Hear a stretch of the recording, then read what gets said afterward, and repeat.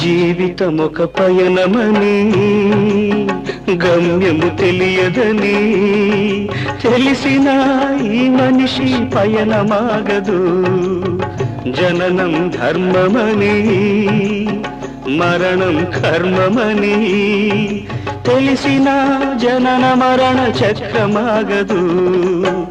మరణం తథ్యమని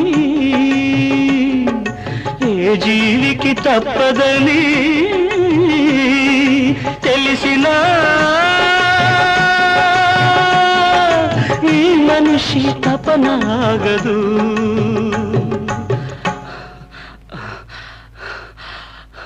ఈ బ్రతుకు తపనాగదు.